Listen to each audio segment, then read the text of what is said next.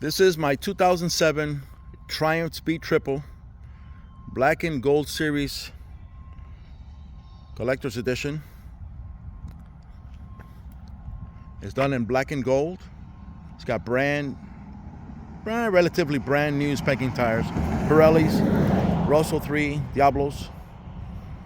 You can see it's a very attractive bike. It has a phone cradle quad lock system. It's got a pedestal for the GoPro.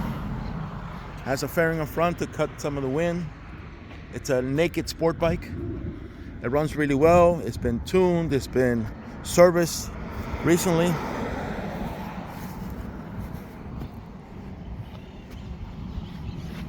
Everything works on it. Turn signals, stop lamps.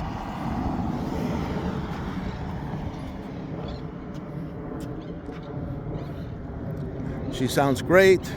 She rides really well. Very nimble, very agile.